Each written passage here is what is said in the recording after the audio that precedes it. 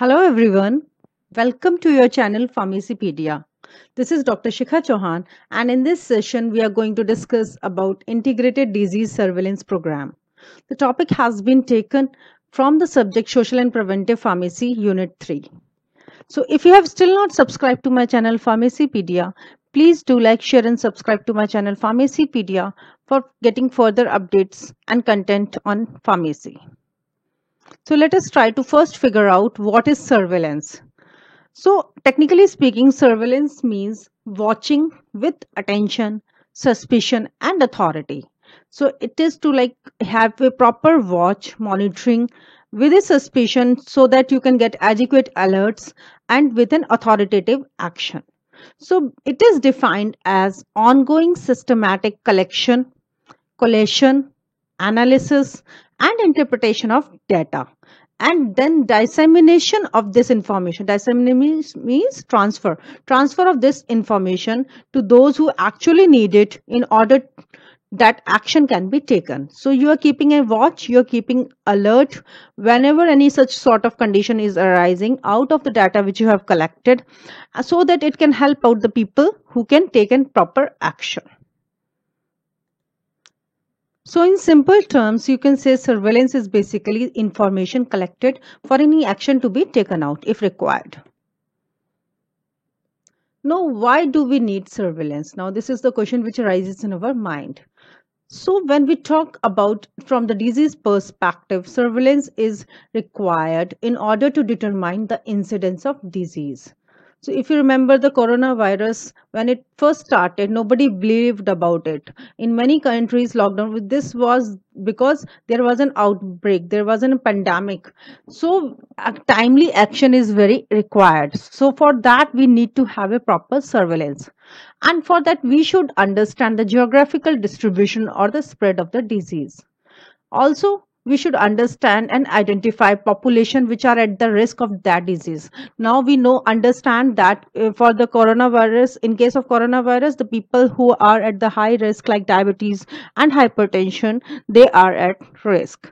And it has to be monitored, and any sort of the trend has to be observed over a long period of time.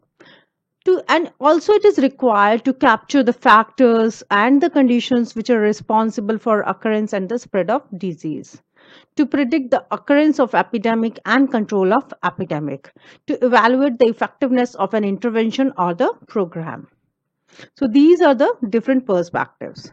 Now talking about how it has to be carried out, how the surveillance has to be carried out. So these are the certain key elements of surveillance system.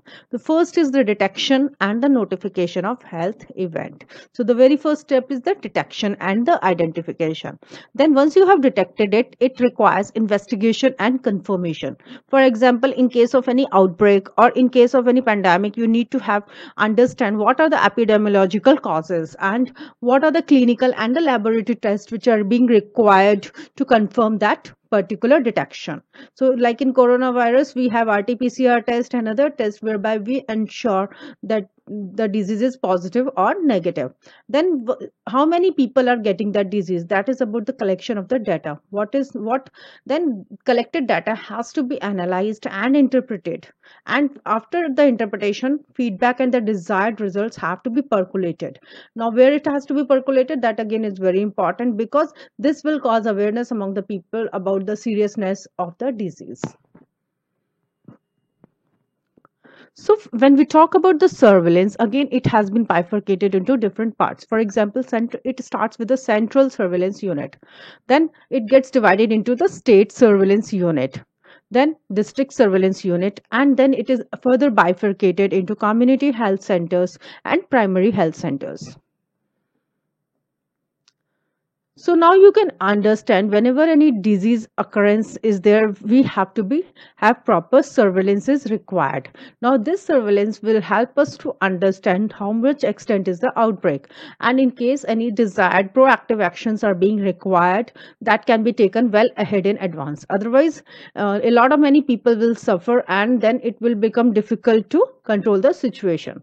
So surveillance in simple terms you can say is to get disease detected faster. In case of pandemic, quick actions can be taken out. So surveillance start with the data collection, analysis, decision making, action. Once interpretation has been done, then proper action can be taken out, evaluation and resurveillance if required. So this is the simple flow chart in terms you can say the different steps being followed and what is the purpose of establishing the surveillance. Again, when we talk about any event, it first has to be reported out.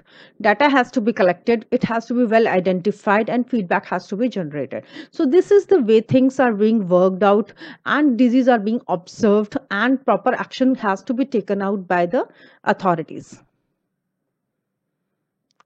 So surveillance in when we talk specifically about the India, the disease burden in India is very much high. So there is a dual burden of infection disease and the control part. So planning for the disease in the form of surveillance will be of great help. It will not only help us in prevention and control, but at the same time to protect the people from casualties. So, my dear students, it is you can now understand the requirement for surveillance for disease control and prevention. Surveillance has been identified as a backbone of any health delivery systems. Now, this on the other hand side, you can see a table and the disease name. So, for example, when we talk about the outbreak of any plague, measles, polio, tuberculosis, hepatitis, and due to different causes, maybe waterborne or due to respiratory, we understand that it may be into a particular specific area. Now when if this area is identified and you can relate it, you can prevent the spread of the disease. Now this is the situation where surveillance basically helps out. Talking about the history of the emergence of integrated disease surveillance program in India, in short known as IDSP. So it first started in the year 1997 and it was started initially into very small districts, 5 districts only. Later on it was being advanced out and in 2012 integrated disease surveillance program was officially launched. So IDSP proposed a comprehensive strategies for improving the disease surveillance and response through an integrated approach. Now what is this integrated approach we are going to discuss in detail. So this IDSP implementation was into different phases. It started with few states, then later on other states were being merged out. So you can say there are basically three phases in which the IDSP basically started to work. First is the phase one, which was carried out in the year 2004 to 2005. So these were the states Madhya Pradesh, Andhra Pradesh, Himachal, Karnataka. So these were the states you can at least remember 3 to 4 examples into each category. Then moving on to phase two, it started with the year 2005 to 6. So further more states were being added upon. And in phase three, which started from